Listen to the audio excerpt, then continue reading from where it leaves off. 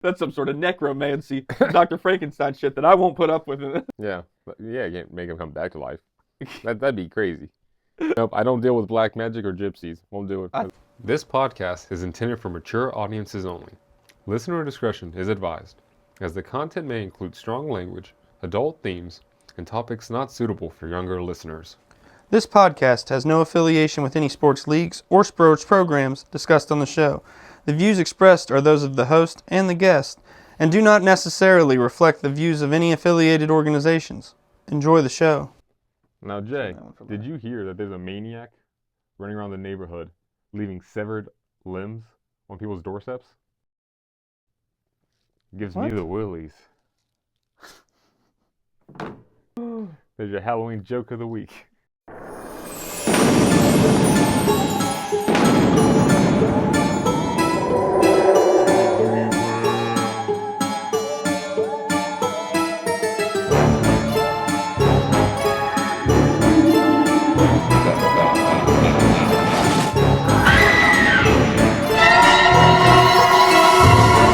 All right, guys, happy Halloween. Boo. We have I'm not going to say anything, because that would just me backpedaling. It's not a scary episode because we've got locks, and making money ain't scary.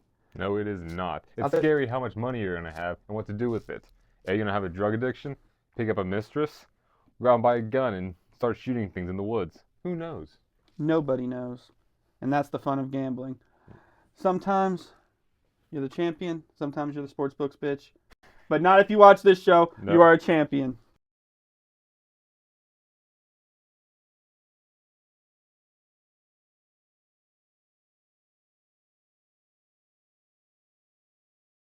But we have a great show of picks ready for you. Yeah. And let's get it going. No kidding. Jump right in. We have college football up next.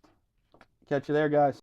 All right, guys. We have a scarily not great slate of games for college football this week. No kidding. Marshall's already lost, so they took themselves out of it. They won't get to be in our fantastic, famous sports pick segment. Nope, unfortunately. Blitz the book. Shucks. But we're going to go ahead and start with our first game. We have Cincinnati versus Utah, 17 versus 24. That game is going to happen tonight at 10:15 p.m.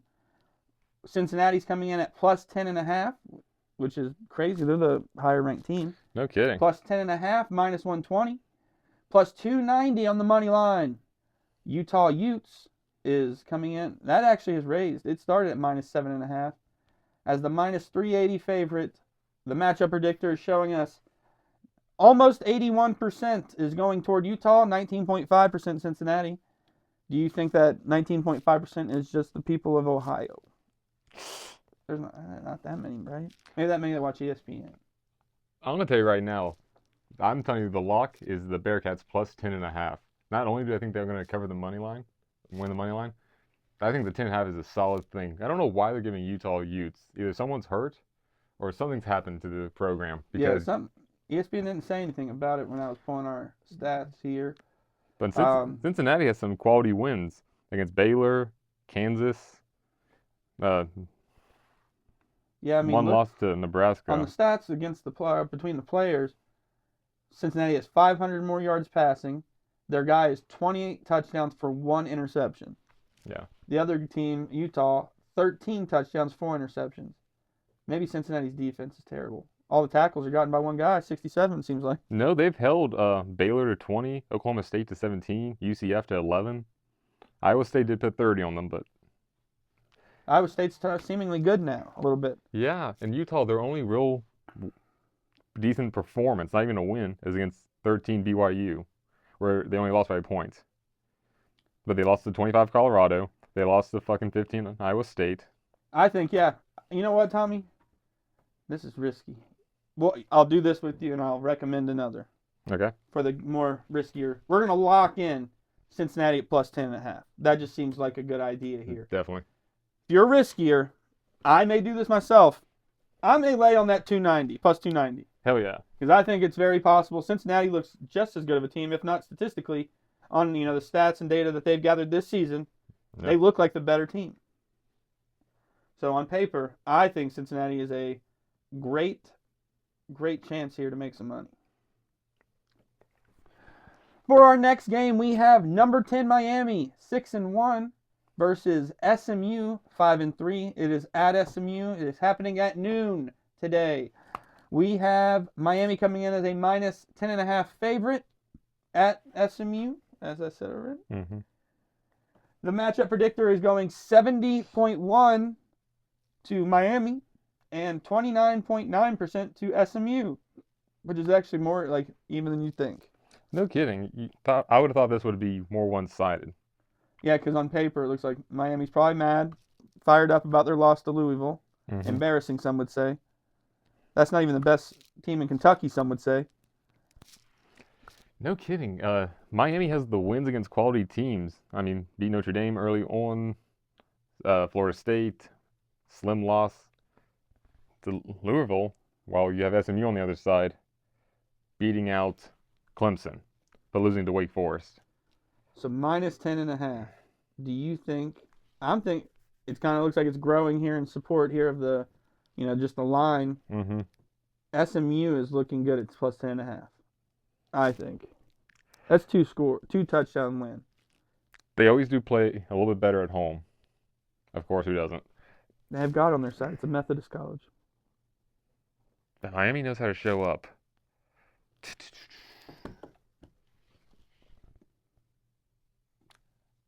I'm going to take Miami to cover. I want to see if Miami is worth their weight in salt. All right. I'm going to go plus 10.5 SMU. We are split on this one.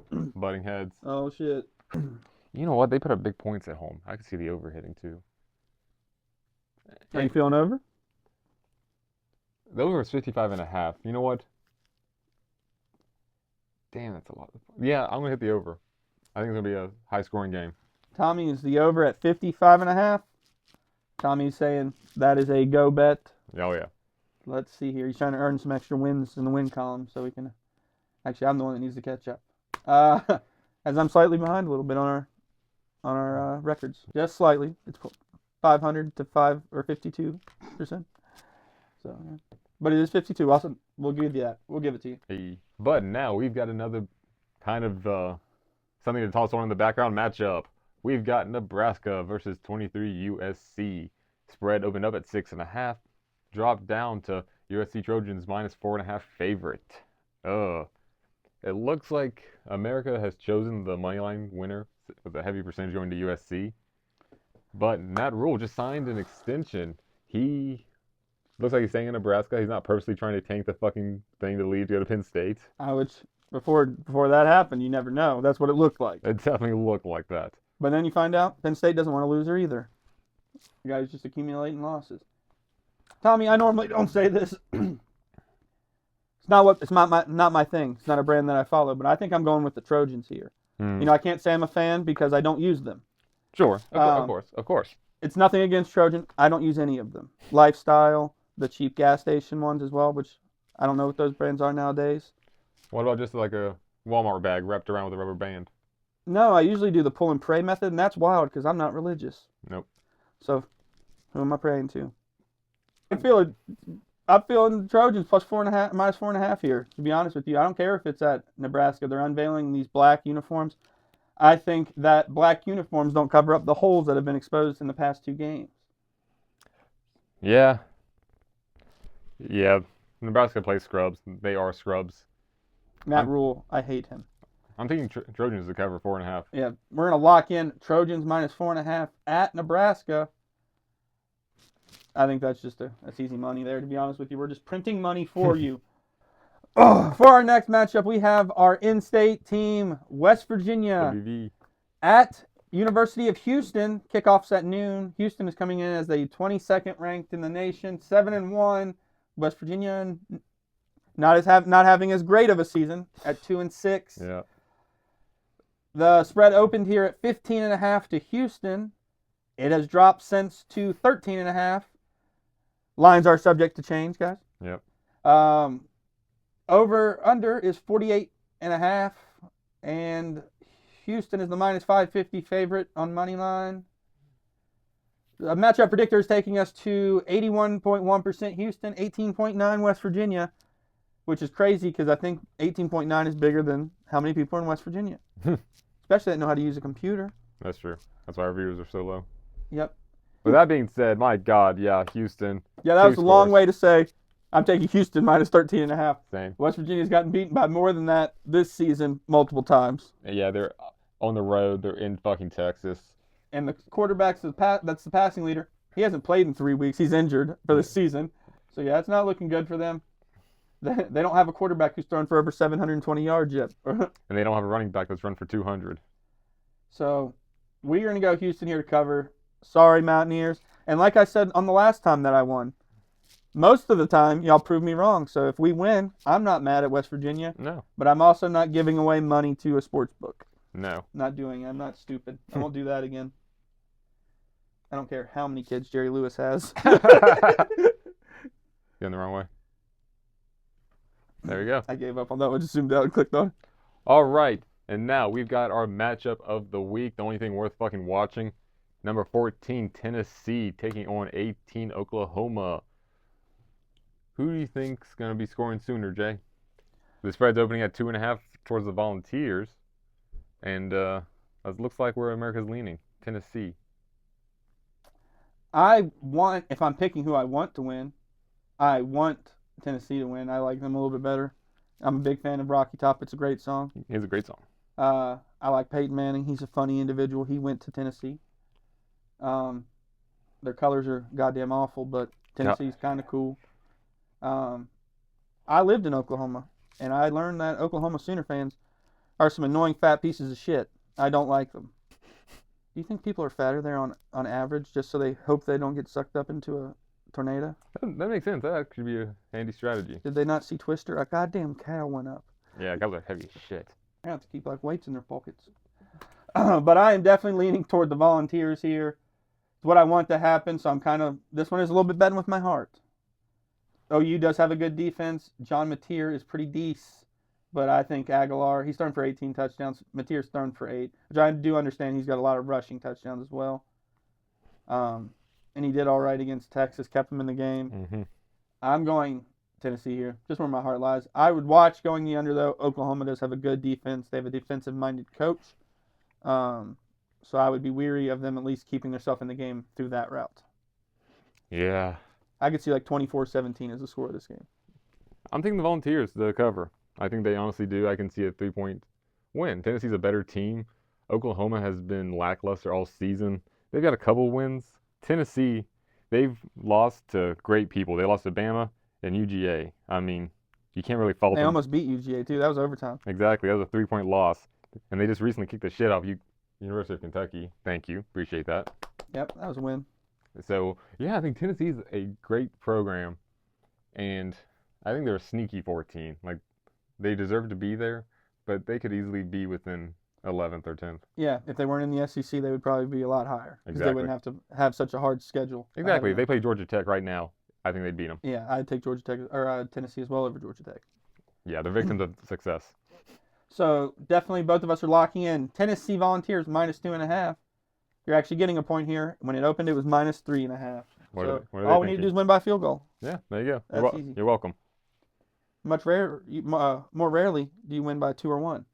It's usually 3. Yeah. Or minimum. You never see 1-point wins hardly. All right, guys, that was everything for college football. Like I said, not that many games, more abbreviated this week. Hell, we wish there were better games on too. No kidding. That's more things for us to throw some money on. But we have NFL football, and every week that doesn't change. We do 16 games. Yeah. 15 some weeks, I guess, because of bye weeks. Yeah. What a way to end this. Heavens to Betsy, Tom. I know. I'm just so Holy fucking... shit, the light started working. Was it not? Oh. It wasn't working. I thought I broke it by shattering the because it fell earlier. How fun's that? All right. So the spirit of Halloween's with us. We've got NFL next. Stick around. Fun. I like it. Now I'm going to take out the college ones by deleting. And we are finally to our favorite picks of the week, our favorite things to watch, what makes our Sundays and honestly our whole weeks complete. NFL football. It's the best. I know. The NFL's a machine. I can't wait for Carrie's sweet angelic voice to carry me into Sunday Night Football. Woo! And who's on Sunday Night Football this week, unveiling, well, they didn't unveil, wearing their new uniforms, the Super Bowl era Commanders uniforms being debuted. Oh. Yeah, they look nice. It looks like the old Redskin uniform, but has the W on the side. I don't agree with that part of much, but it is very nice to see that was the uniform through my whole childhood. It did not change. So it's nice to see that again. I finally get what old people feel like when they feel the nostalgia of something they haven't seen in like 10 years. Yeah. I finally have lived that many years to have 10 years in the past and not have been a baby.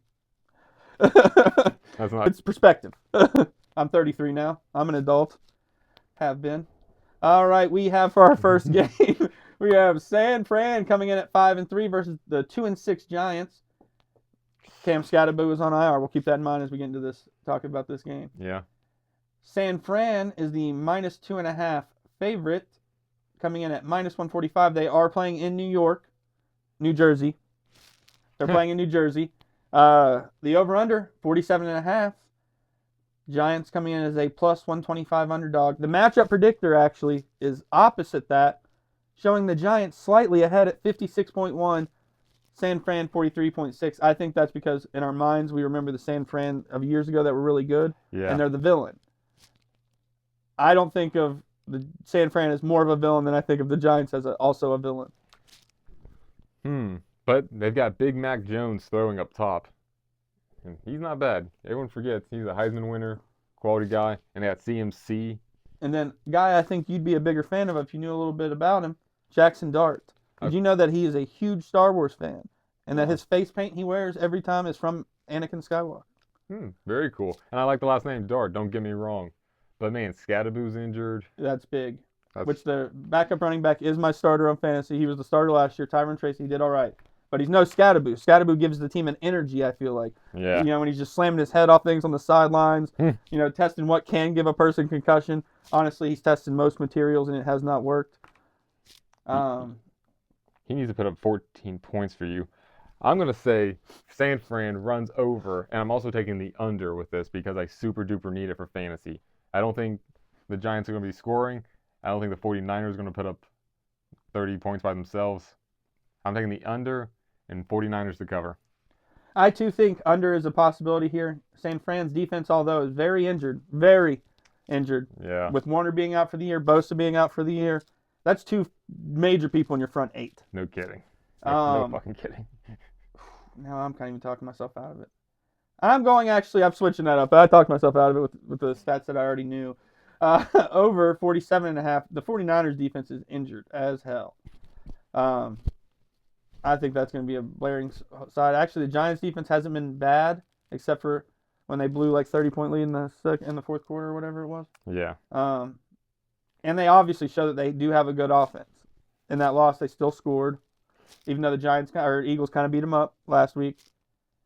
But Eagles had a Super Bowl defense last year. They shut down the Chiefs in the Super Bowl. Yeah. So it's going back and forth here. I'm talking us in circles here, Tom. You got to answer now. I'm going Giants money line, and I'm going to stay away from the over/under. Okay. I've talked myself both ways. Obviously, I'm indecisive. I don't want to put that on people. So I'm going Giants money line. A little bit of an upset. Okay. Just a little bit. We're at odds on this one. We are at odds. We can agree on nothing. All right. We have Arizona versus Dallas. I'll never bet on Dallas again after last week. Fuck. Man. And when I bet on them, I was like, man, when I usually don't bet on them, when Dallas fucks me, it's why I hate them besides the in-division rivalry. But yeah, I'm done with that bullshit. I might just not bet on this game, to be honest with you. They're versus the Cardinals. Dallas is at home. They do usually play well at home, better at home. Yeah. Statistically, you can look at every game. It's better at home.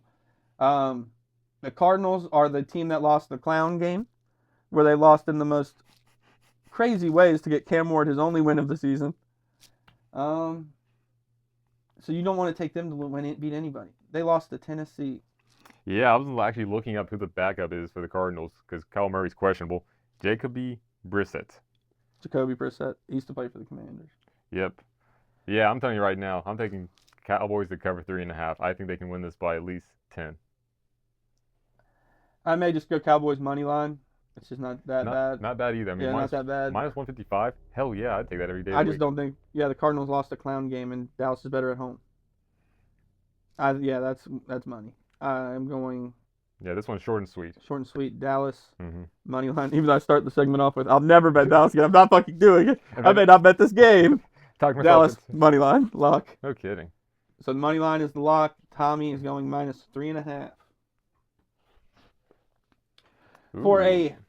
This matchup has happened twice a year, every year for the past, I think, 6 years, 5 years. And everyone always looks forward to it. It's my favorite. And I will say the regular season matchup usually goes one way. For the second matchup to always go the other way. Yeah. We have Kansas City here at 5-3 versus Buffalo 5-2. Kansas City coming off of a win against a stellar team on Monday Night Football. Mm-hmm. The Buffalo coming off a loss. No, the Bills coming off. Huge win. That's crazy. A big win against probably the toughest opponents in the league. I gotta say, the Bills. They both beat our teams. Yeah. I fucking hate the Chiefs. I'm gonna get that out now. Then I don't like them. I'm not a big fan of the Bills right now either. I think we got done dirty by those Buffalo refs. Tommy, isn't Josh Allen your fantasy quarterback? He is. Put up some numbers, wasn't enough. So I'm in a little bit of a pickle. He's my starting quarterback this week, and I need him to put up a ton of points. I am not favored to win right now. The Chiefs' defense is ranked 5th against the pass, though. But their run is what the Chiefs are going to have to, I think, adjust to slow down James Cook, who literally had 200 yards before halftime last week. Mm-hmm.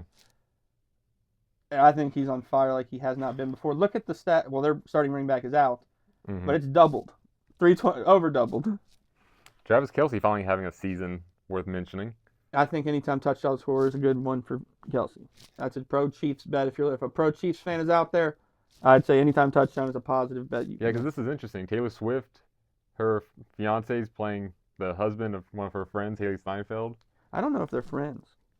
I assume they were all friends. No. Or are they not? No, Haley Steinfeld hates the Chiefs. She makes videos about it. Hell yeah. That's why I respect it. And I think she's going to lead Josh to victory here. I'm calling the Bills upset. I'm taking the Bills plus 1.5. I'm going to go take money line. Fuck it. Yep. Bills money line plus 115. Lock that in. And this was the stat I was keeping myself when we started in the beginning.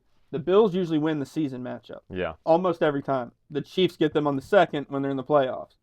But the Bills usually do win the at home and win the in season one, and they're at home in this one. They beat the Chiefs at Chiefs in the last one. So I'm going Bills here plus 115. I think it's smart money on this one. I think maybe this is one you load up a little bit on, not your whole wad. And then if God intervened with like a tornado or something, or the refs helped Pat Mahomes to another one, then you don't lose your house. Yeah. But maybe like a car, like bet one of your cars, then you'd have 2 cars. Ooh. If you already had another car, you'll have 3 cars. Or bet 2 scooters, and then you have 2 scooters, and it's nice. And maybe a 10th of one. That's how the odds look. You'd get 1 and a 10th. Okay, I could do that. So like a 10th of a scooter, they give you like a wheel. All right, so yeah, we're locking in Bills money line plus 115. I also am going to go over 52.5. Ooh, I'm not. Okay. Got one that's a little less exciting. We got the LA Chargers 5-3 versus Tennessee Titans 1-7. Spread opened up at 8.5 towards the Chargers, now sitting comfortably at 9.5. I think the Chargers definitely cover. I think it's a 10-point win. I was so ready to answer you and get done with that just so I can say Los Angeles minus 9.5. Lock that shit on all day. If you want, go ahead and bump that up to minus 13.5. Oh. I think it's going to be a fucking bloodbath. The Titans have shown me absolutely goddamn nothing, that they're good at football of any kind. I think we just hope that they won't show the Jets versus Titans on a television, because no one wants to see that shit. No kidding. Christ. I'm going minus 9.5 Chargers. Tommy is as well. Lock that in. Play it up if you want. I would. Yeah. I might go minus 13.5. Oof. All right. This one, there's some happiness to this game. Puka is back, Tommy. That is bad news for you, my friend. No kidding. In fantasy, the king is back. We have the Saints, New Orleans versus Los Angeles Rams. Saints are 1-7. They are starting Tyler Shook this game. Finally sat down Spencer Rattler. And I'm going to pat myself on the back again. I was right. Spencer Rattler is trash. And I get to celebrate being right, so that makes me also happy in this game. The Rams are coming in at minus 14.5 at home. Saints are coming in as a plus 800 underdog. There's like 10% of the world that from this matchup predictor that I've noticed on ESPN that just don't get football. Yeah. Because they have minus 14.5% to the Saints upsetting here. No, sir. It should be 99. Los Angeles Rams, 85.4% on the matchup predictor. I'm going Matthew Stafford's going to have a big day, so you can maybe take multiple touchdowns for him. Kyron Williams is going to score. He always does. Yeah. And Puka. I think Puka, anytime touchdown scores for these guys, he's returning. I'm hoping Puka tears his ACL in the opening drive. You're a son of a bitch. I do. Puka is a nice person. I'm sorry, I have to hate him. I don't make the rules. I'll never wish Josh Allen tears his ACL because he is a fucking angel. But someone on your team, I'll look it up, and then one of them is going to be getting a prayer to a God I don't believe in. Don't you put that evil on me, Ricky Bobby. But yeah, I think that's a safe one. Rams, 14.5. It's that half point that worries me, but I think they cover. They've done it before. I like the original spread better, and you might get close to that too, honestly. Minus 13.5. It was minus 115 when it opened, and now it's even money at 14. It wouldn't be much off that. You might get minus 135. That's my pick. Would be minus 13.5 because I just don't like 14.5. I hate it. It's a shitty number. The sportsbook knows what they're fucking doing. They're trying to entice you to be like, yeah, I don't think so. Maybe I'll take Saints plus 14.5. Then it actually does happen. Plus 100 even too. Yeah, I think you get minus 13.5 around minus 135 on alternate spread. I would do that. That's my lock. Yeah, my lock is at minus 13.5. I'm tailing that. That makes a lot of sense. Let's lock that in. The sportsbook knows what they're fucking doing. Yeah. I'm not accepting your fucking Sheeny curse, you sons of bitches. Okay. Now, we've got a matchup born straight in the gates of fucking hell, because God, is it going to fucking burn to watch this. Man, we got the Jaguars taking on the Raiders. Both teams very unimpressive. Geno Smith fighting for his fucking life, along with the rest of the Raiders. He does have a wide receiver joining him that played with him in Seattle this week, Tyler Lockett. That helps. So it's someone he's familiar with. He's probably going to get most of the receptions this week. Wouldn't doubt it if they scheme him to get a touchdown. The Jags underwhelming in their last matchup, or last couple matchups. Genty's back this week too. Jags lost 2 weeks ago to the Rams, 35-7. I'm taking the Jags minus 2.5. I think that is where the safer bet is here. Travis Hunter is out, which is he has been a good receiver for them recently. And rumor has it, I think if they lose this game, Brian Thomas Jr. could see himself traded out of Jaguars. It's already been a rumor that they're shopping a little bit. They're saying maybe the Commanders because him and Jaden played together in college. Okay. That would be awesome. I would take that in. I wonder what we give up to make that happen. Probably some drafts. Yeah, some draft picks maybe. I think it'd be worth it. I don't think you find a Brian Thomas Jr. in the draft next year. Yeah, because you're not looking for any quarterbacks this coming up thing. Nope. So I think it'd be worth a first pick, round pick or something like that. He's young. He's only been last year was his rookie year. Oh, yeah. So he's young. Minus 2.5 I think is also where I'm leaning. It looks like it's kind of dropped a little bit from minus 3.5 at open. I think the over-under here, with the old opinions you have of these teams, you would assume that it would be a defensive game. I don't know. They might both have horrible defenses this year. I know that Max Crosby's the only person I know on the Raiders defense. Yeah, and the Raiders just got skunked last week, 31-0. Against the Chiefs, granted, but still, 0 I'm points. gonna stay away from the over/under too, because I don't want my old opinion to be placing new bets in case they're not accurate. I'll take the under. I don't see one of these teams making 20 points. I see one of them making it, but not both of them. All right, so Tommy's gonna go under 43.5 and minus 2.5 Jacksonville. I'm going minus 2.5 Jacksonville. That is the lock for this one. I like it. All right, Tommy, we have the matchup that you personally, you'll get served up early on Sunday. You have been recently, all at one. No primetime games. No prime times. Keep them to the 1 o'clock window where other things are on television. But, I mean, I watch them, and mostly because you're here in the studio on Sundays. They are a bad team. I'm just kidding. They are not. They're dead even, and I'll tell you right now. Bryce Young is back. Bryce Young's back. They lost their winning record to possibly a Super Bowl contender, if not Super Bowl winner this year. The Bills, of course, always fantastic. Yeah, it's an unlucky game. You always want to rest your guys. They could have had their best game. They're in Buffalo. Buffalo plays fucking dirty. They do not want to risk more injuries. I see it. It's conservative playing. It's not in conference. You got to win strategically, Jay. You can't have your horse busting out of the gate as fast as it can and running like that. The candle that burns twice as bright burns twice as quick. I don't know if people realize that. And the Panthers are the tortoise in this hare race, and they are going to win in the long run. That being said, I know the Packers are tough. We're playing in Green Bay.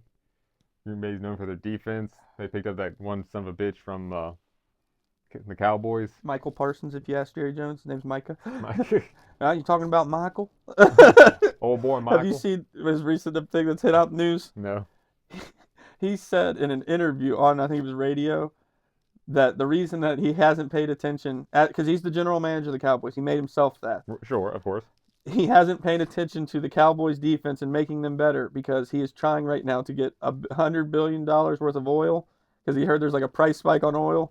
So he basically told media and everything like, yeah, Cowboys are bad because I got other shit to do. Well, of fucking course, and that's fair. But don't be the fucking general manager. That's why you hire someone, you cheap son of a bitch. But yeah, if I was a fan of that team, I would be furious. Like the Commanders owner came out and was like, yeah, we're actually bad because I'm trying to make the Sixers good. I'd be like, no, fuck the Sixers. Which I'm sure they feel that way about us because they know he doesn't miss one of our games. Exactly. I don't think he knows that the Sixers play games still. And this is going to be something similar because I think the Packers are just in over their heads on this one. Jordan Love, he's got okay stats, but really there's not much around him. And I think what's going to happen, the Panthers are going to overwhelm. I can see the Panthers winning this, but I could also see them where the Packers are a bunch of cocksuckers hurting them. I could see them playing a little lighter. I'm going to take Panthers plus 12.5 as a lock. 12.5 is scary because y'all do have a good defense. Yep. What I was looking up there was how good is the Packers' run defense? Because one of y'all's main weapon is Rico Dowdle. It is no secret. Of course. He is on fire right now. So I wanted to see if y'all's biggest weapon was a strong suit of the Packers' defense, and it is. Packers ranked third in rush defense this year, averaging only 78 or 70 yards against them every week. I think Rico Dowdle has to break 100 yards for you guys to be competitive in this game. He will. Oh, so that's above their average. I might. It makes me want to stay out of it because I don't know about the 12.5. It's kind of on that line, and I'm definitely not taking Green Bay at minus 900 money line. 44.5. Under is the favorite. Oh man, this is rough. And you know nobody's perfect, and Green Bay has not lost at home, so they are due for a loss this season. They sure as hell tied at home though, which I think is a loss. It should be. It should be counted like that. So, I'm gonna go. I'll be a homer here for the pod. Tommy, we're going plus 12.5 for the Carolina Panthers. I don't want to risk my record, but it's for the pod, and I'm 50-50 on it. Nice. Okay, here's a game that means a lot to my fantasy. A game, pretty bad. J.J. McCarthy is starting now because Carson Wentz is on IR. Now, randomly, he's good enough to go. Yeah. I don't know why they had the son of a bitch in pads last week on the sideline when they announced, like, he's not playing, he's injured, Carson's going. Why was he in pads on the sideline? Just letting him feel like a part of the team? So he doesn't get cold. Yeah, so he can feel like a part of the team. He's like, high five, guys, smack hands, smack hands. But Carson Wentz, who had a terrible performance last week, you actually learned that he was playing with a very badly injured shoulder. I think he had like torn his rotator cuff or something of that ilk. Versus a Lions team who is in full stride now. They started out a little rocky. We're wondering, have the Lions lost their mojo since Ben Johnson's gone and Aaron Glenn? Now they're starting to take that form that we remember a little bit. I hope they keep that form from last year because I know the Commanders should whip that ass going to the pregame to the NFC Championship, which would won the next one. Lions. I think every reason here that they should cover minus 10.5, especially with that trash bag, J.J. McCarthy starting at quarterback. I would say, Tommy, you are looking here that you're going to get probably a lot of carries out of Aaron Jones or screens because J.J. McCarthy is not capable of throwing the ball downfield to Justin Jefferson, not Justin Timberlake.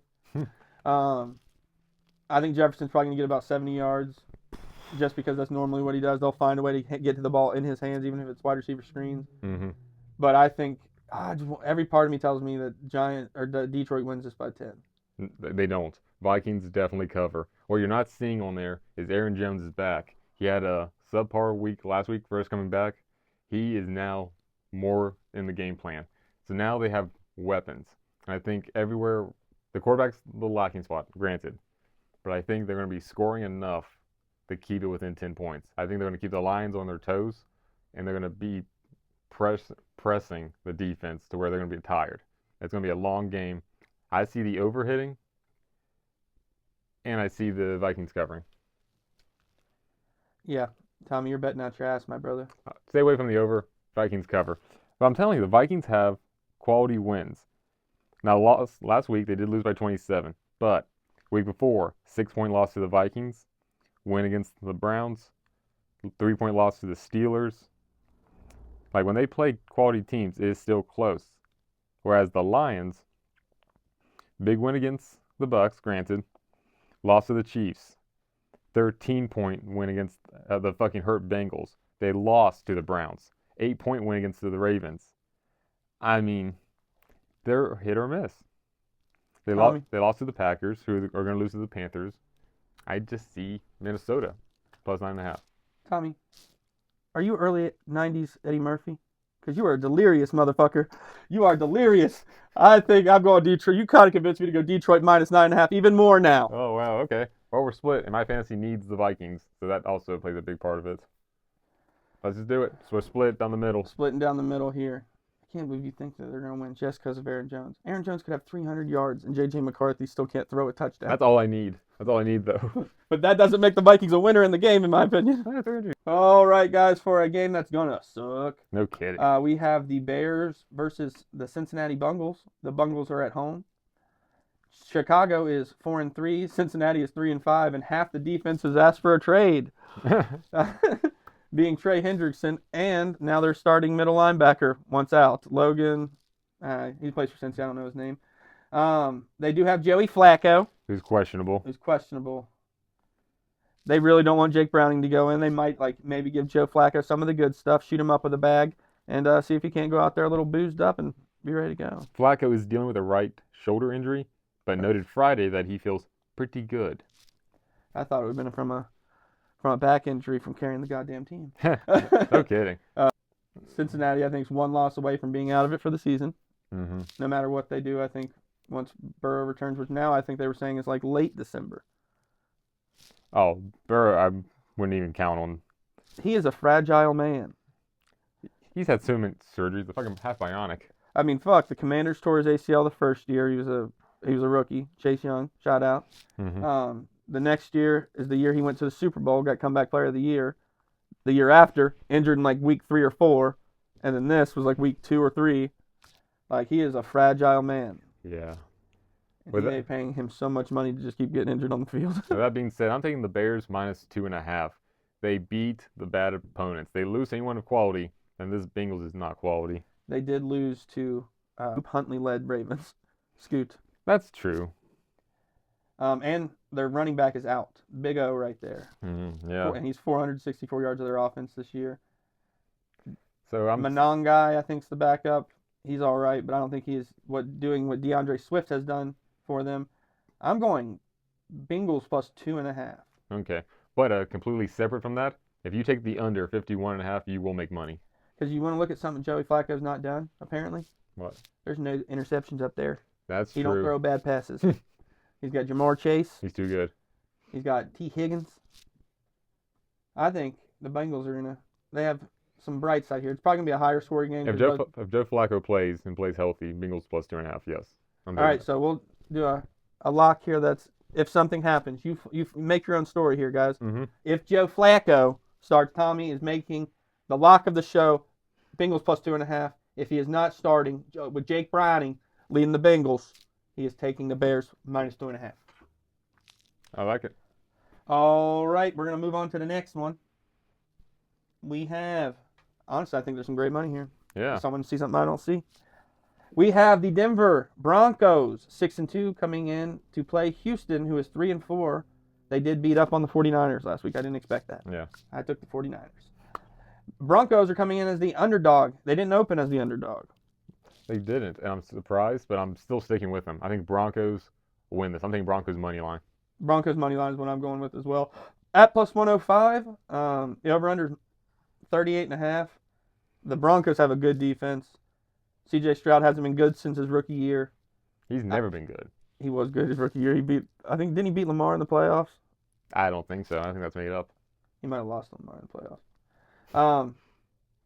He hasn't been good since that year. I'll give him that. But I think the Broncos might be the underdog because Pat Surtain is out a couple weeks. They put him on injured reserve, his best corner in the league. But I think they still do fine. I think Broncos money line's what I feel confident here. Plus 105. Tommy locks that in. Yep. Lock. Actually, I'm locking Tommy in because he made the first pick. Ooh. First shots fired. Then. This one I think is another one that is easy money. Because this team is on fire. No one fucking expected it. I sure as hell didn't. I think I might believe in an afterlife now because I think Big Irsay is just sending praise down from the heavens to the Colts. Because they are a fucking pumpkin that turned into a goddamn chariot and have not turned back into a pumpkin yet. I think it forgot it was a pumpkin. Oh, yeah. It's straight They're alive starting now. to gain confidence. They're like, were we ever a pumpkin? As a soul, as a conscience now. Yeah, it's making decisions, and they're making football fucking decisions. Colts cover 3.5. Yeah. Nothing. I mean, yeah, the Steelers struggled with the... I don't think the Packers are as good as they look. No, they're not. You'll see that this week. And the Steelers have a terrible secondary, and they hung in there for most of that game till late in the second half. I like the Colts here to cover as well. Lock that in. I have one here that I'm going to add on as a pick, maybe a +1 to my little category here. Jay Taylor score? No, because that's bad money now. He's like -300 to score a single touchdown. Ooh, yeah. It's more toward you hoping you have to bet on him scoring 2 or 3 touchdowns because he is so good as a running back right now. MVP, possibly, I think. He'd be the first MVP that's not a quarterback in years. No kidding. So I think it'd be good for the league. He deserves it. He's killing it. Tyler Warren, anytime touchdown. Okay. You should get it around like +147. Is he your guy? Yep. Boo. Oh, no, he's not on my team, no. Oh. I wish. Dude's a dog. Yeah. You went to go fucking check fantasy, you son of a bitch. I just want to see who you're. That's a bet I'm throwing in there, guys. +125, Tyler Warren. Tommy, do you have any anytime touchdown scores? No, I'm sticking away from this one. Whenever I touch Jonathan Taylor, it's the one game he doesn't. I thought you were going to go DK Metcalf. No. He's got 5 tuds. I know, and he's on my thing, but. That's why I was thinking he's on your fantasy team. Tommy might not believe in his team. And last but not least, Jay, we've got a game that's going to be exciting. It's Sunday night. The stars are bright. And we've got some intense matchups. We've got the Seahawks, 5-2, 2.5-point favorites against the Washington Commanders, 3-5. Jay, tell us why you're taking the Commanders. I'm going to start out with, I'm not doing my normal thing. I'm not going to just totally trash the other team. I would like to congratulate Sam Darnold on having such a good season thus far. Yep. It seems he's really turned his career around since leaving the Jets. And for that, I am happy for him. Yes. Jackson Smith and Jigba, friend of Terry McLaurin. I'm glad that you show up every week to your job ready to work because some people say they're injured every week and I'm just done with it. As you guys know on the pod, I defended and tried to get him a contract so fucking hard. On social media, I was on every one of the Washington Commanders posts to sign him. I wasn't the only one. Thousands of us. We even kind of thought in our heads, why does Terry playing in a game that we're such heavy underdogs when our starting quarterback's not in? He should just wait a week. It'd probably be good for him. They played him. He had a cool touchdown. He is sitting out again. He's played 3 games this season. It's getting fucking ridiculous. We are so shot at wide receiver right now. At one point, we had our top 3 receivers were all out. We were at our 4th receiver was our number 1. Damn. They had Luke McCaffrey running our 1s, and he's not even our starting slot receiver. He's doing well, though. Ja'Cory Krosky-Merritt's having a fumbling issue, but he is 2-time Rookie of the Week this season, so that's good. He's got a bright future. Just hold on to the fucking ball. I think we're unveiling our Super Bowl era uniforms. It's the classic Redskins uniform that they've had for 20 years. They had for 20 years before their change. It's a thing that, is giving me a nostalgic feeling back. I am excited to see it. It is something I saw through my whole childhood. I feel good. Ever since they unveiled it as an option this year, I was all in. I thought about even trying to go to one of these games. One of them's Dallas on Christmas. They're going to wear them. Oh, that's cool. Ooh. On Netflix. Fun. Yeah, might have to get Netflix back. So I'm going Commanders here because I am a homer. Fuck that. +135 money line.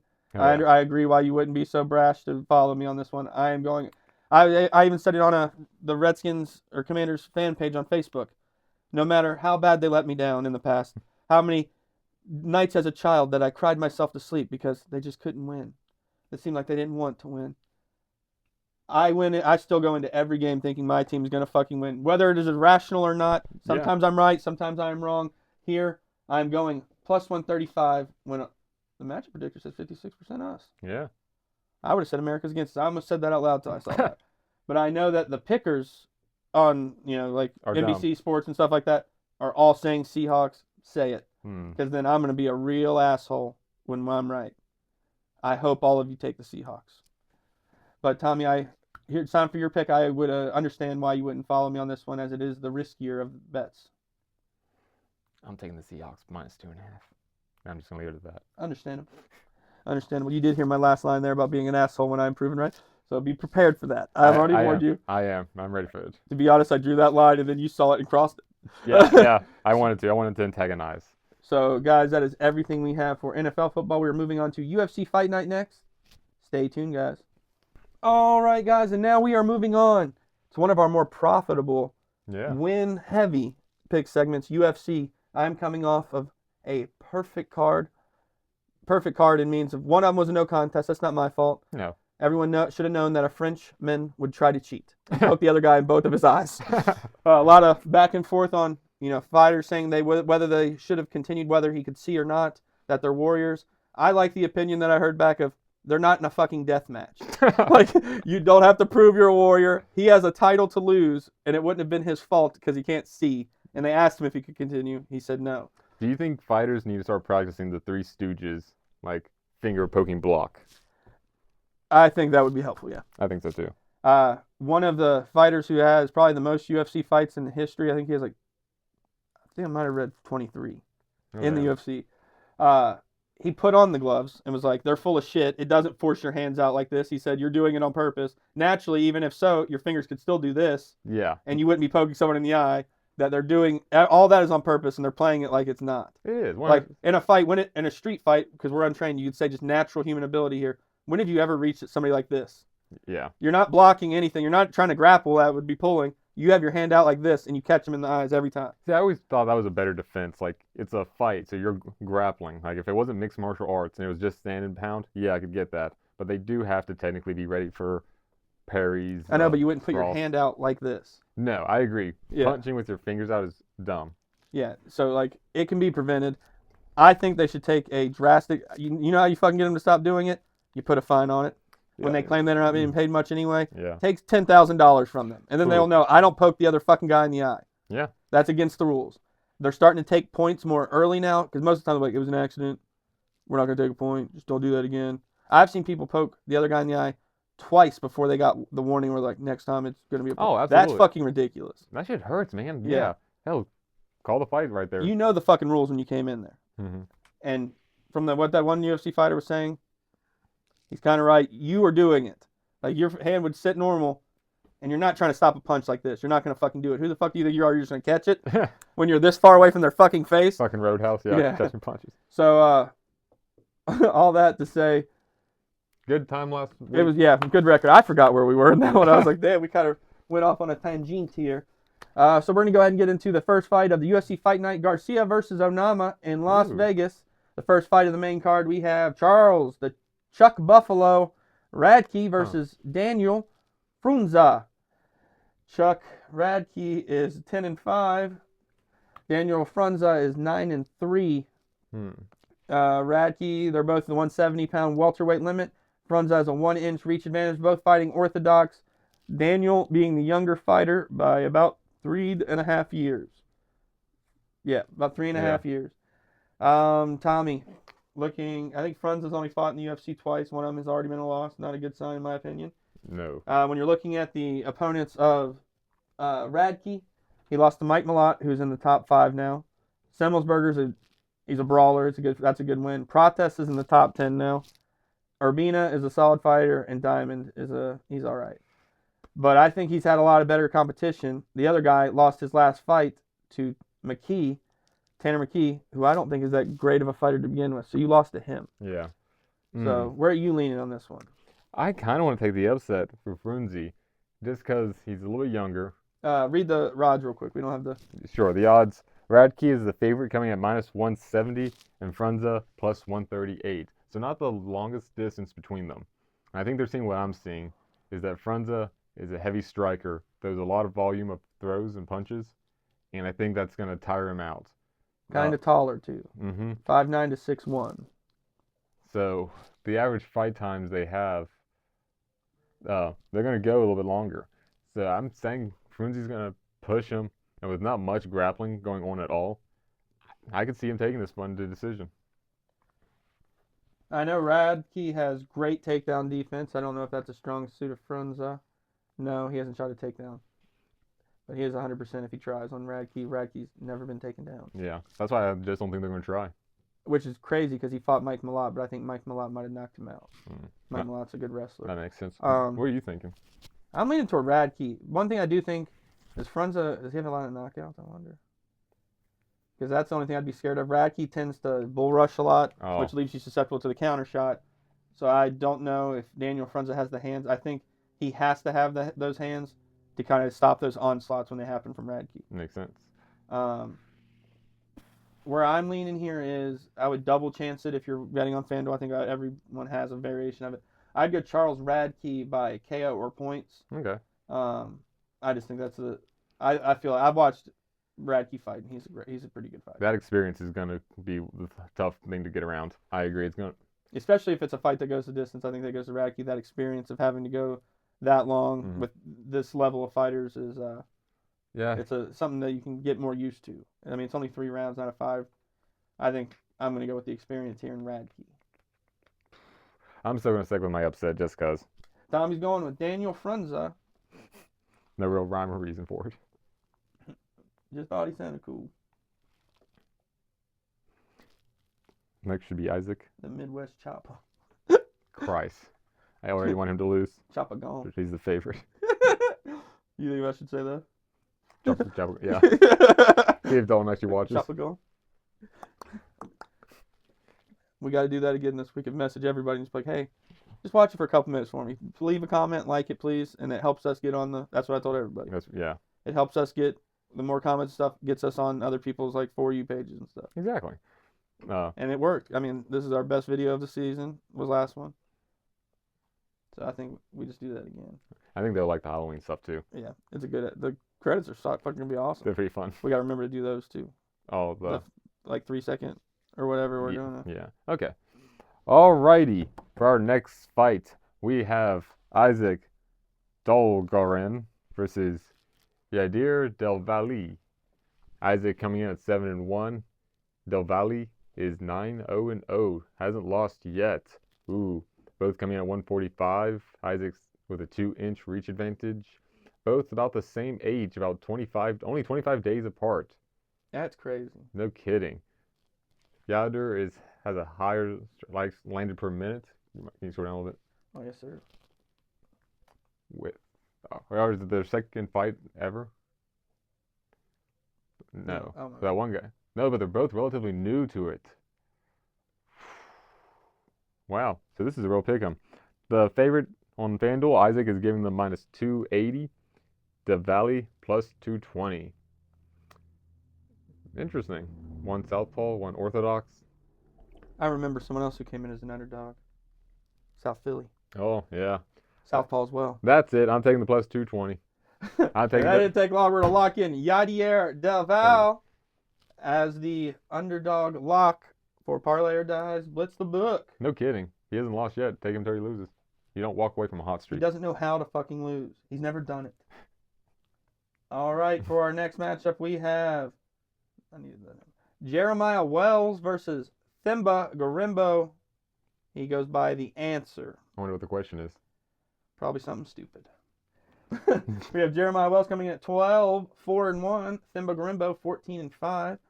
The average fight time is damn near identical. Looking like they make it. They don't usually. Their normal is not making it to the third round. Themba is 6'1", Jeremiah Wells 5'9", same disparities earlier. Yeah.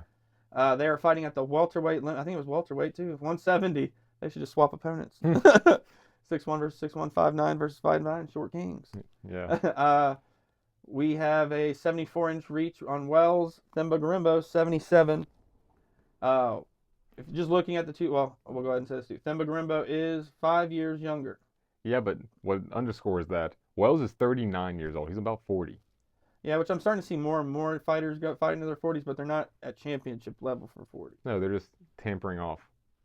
And I know at 33 how a body feels. Themba Gorimbo, being a year older than me, he's spring chicken. He might be hitting his stride, peaking even.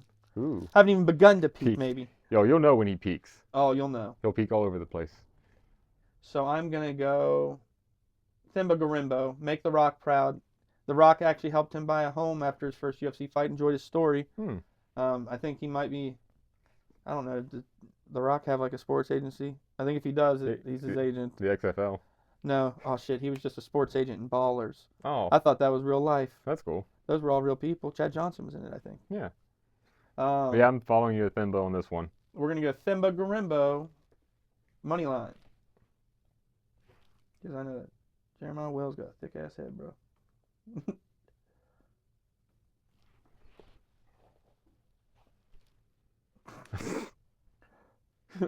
I'll do this one. Alrighty. For our next fight, we have Waldo Cortez Acosta Salsa Boy against Ante Delija Walking Trouble. Ooh. Waldo, if you can find him, is sitting at 14-2-0, while Ante is raising it to 26-6. The average fight time for Ante is 2 fucking minutes, whereas Waldo is 12. Very interesting. Both about the same age. Both 6'4", 6'3", 260. Okay, Waldo's 260, while Ante, the smaller feller, is only 239. Yeah, well, he didn't have to. I was going to say, Waldo almost had to lose weight because the heavyweight limit's 270. Yeah, he's just a hair under. So we got a guy that's pretty small and looks like he's quick. Higher strikes. And Only Vegas, slightly older. and Vegas is giving Ante the slight favorite at -134. Now, Waldo's birthday was this month. Do you think that maybe he has any good juju saved up? He might. He just fucking might. I know he's more of a Brazilian Jiu-Jitsu guy. That's why his fights do last a little bit longer. That makes sense. Their output looks like it's about the same, 5.6 per minute to 6.3. Waldo's a little bit more accurate, just a little bit. But his strikes absorbed per minute, I think I'm seeing something here I like. Which one are you going with? I'm taking Ante. I'm going Ante as well, and I'll tell the viewers why. So obviously, Delja, or however the fuck you say it, Yeah. is the knockout fighter, usually in 2 minutes, so it's usually like a one-shot knockout. That's all he really needs. Waldo's defense against strikes is terrible. He absorbs 3.51 shots per minute. Damn. At heavyweight, that is a lot. At lower weights, where a one-punch knockout doesn't really happen, that's not that bad. Yeah. But when one punch can knock you out and you get hit average 4 per minute, that's 8 shots to get knocked out in the first 2 minutes when he has power. That's a poor matchup. Poor matchup. I think he may even try to shoot a takedown and get kneed in the head or something like that, because obviously this guy's going to be ready for that. Mm-hmm. His takedown accuracy is only 50% too, which isn't great. No. So we're going to go lock here on Ante, Walking Trouble, Delia. Oh, he's going to be trouble walking for him. It might be Delia. Delilah. All right. This is the last For one. the main event, I think there might be some good money here if I think that Vegas decided the way I think they did on this one. Okay, you go through it. Tell us what you think. I'll tell you what Vegas thinks. All right, we're going to go Steve Garcia versus David Onama. Steve Garcia is 18-5. His average fight time is 6 minutes. Dave Onama is 14-2 with his average fight time of 12 minutes. So that's going into the third round. Steve Garcia is a little bit taller by an inch. Coming in at the 145 limit. Garcia does have that 1 inch in reach as well. Southpaw. David Onama is 2 years younger. Average strikes per minute is damn near identical. Yeah. Accuracy is a little bit to Onama. Strikes absorbed a lot more to Onama. Yeah. Almost 5 per minute. Talked about how that could be troublesome in the last fight, but it is lighter individuals. Takedown defense effectiveness, 88%. Yeah, you're not getting down on him. And look at his last wins. Cater, who's good. Gunnar Nelson, Doo-Ho Choi. They're both on a little bit of a win streak, though. Yeah. Onama losing his last loss 5 fights ago to Nate Landwehr, who drained his tanks and then just beat him up in the third round barrel bad. Give him the odds for the people, but I have my pick already. Go ahead and give your pick. I want to say what Vegas says. I'm going Steve Garcia here, money line. That's what Vegas is saying. Steve Garcia, the slight favorite at minus 138. I think that's great money here. I know Onama's been tested, and when he tested, he's wilted under the pressure, got drained and then beaten third round.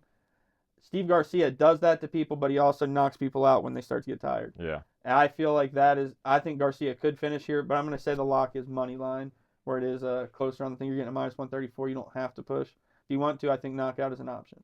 Yeah, stick with just the fucking money line. Don't risk it, because you never know what could happen with these guys. Never know if it could go the distance.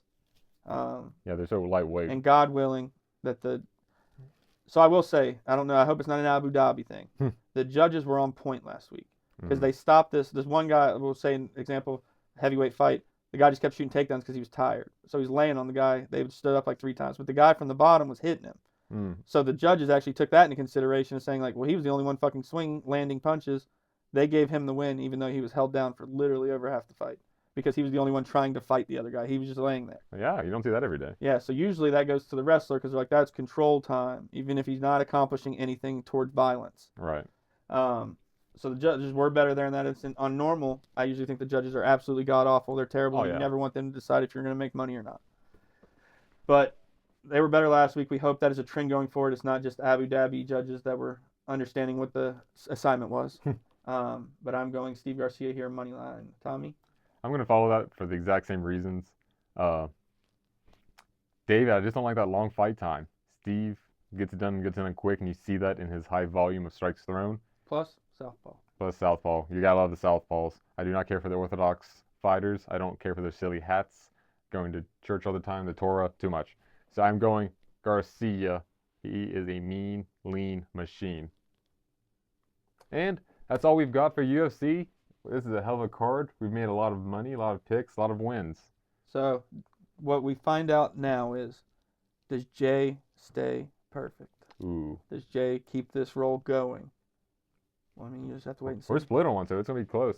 We'll Just find gonna out. have to wait and see, guys. Yep. Does Jay keep the train going and going and going? Straight to the bank. I'm going to hedge mine. I'll make 2 different parlays. Straight to the bank. All right. All right, guys. We will see you at the outro. That is up next. All right, guys. That was our Halloween episode. We're going to go ahead and wrap things up here, hit up our normals. Remember, guys, like, comment, subscribe if you're not subscribed. Let us know in the comments what you think of the episode. If you're tailing us, if you're fading us, Ooh, like yeah. an asshole, be a man about it. Tell us that you're fading us. If you're tailing us, let us, if you win, show us that bet ticket. We want to see and celebrate your wins just as much as we celebrate our own. Yeah, we like that fun engagement. It's a community here. It's not you out there by yourself. It's your DGen friends and family that are also trying to stop you. Don't listen to them. Don't listen to anyone except the voices in your head saying more. Keep going. You need it. I think it was Confucius who said, travel the path less traveled. If your parents are telling you what to do, and that's what they did because their life is lame and useless, then you go the untraveled one, and that's betting your way to fucking being a millionaire. It's possible. People have done it. Why not you? Yeah, I think you may be a little Confucius on that one because Confucius didn't say that. Maybe it's in The Art of War. Robert Frost did. Did Robert Frost write The Art of War? He did not. Was that Sun Tzu? It was Sun Tzu. But Robert Frost wrote the Path Less Traveled. Was that in the book with the poems that had the hat? It might have. Mouse hat? I don't know. I just know of that. I don't read the poems. I'm not a lady man. That was more of a children's poem book. Hey diddle diddle, the cat and the fiddle. But we're going to wrap things up like a mummy. This haunted little episode is over. And remember, everyone, you're always just one leg away from legendary. Also, reach out, goddammit. Reach out if you want to be in a movie, because it would be cool if we had someone that was excited about it. We have lots of roles. Reach out to us. We can tell you if you fit any of them. And if we're, we don't message you back, Yeah, holding open it might be auditions. because you're ugly. Yeah, probably goes that. Yep. No ugly people need apply. We're good looking. We want the movie to be good looking. We want it to be aesthetically pleasing. Scripts is just Actually, I about think we do have a role for an ugly person. So send us your videos. If you get that role, we'll name it like Mailman or something. done. Yeah. So, guys, remember, stay spooky, stay disciplined. Don't let bad beats haunt you. Yeah, don't do it. Spit it out. There it is. All right, guys. Have a good Halloween. Yeah, it's over. But we're going to ghost you now. Later.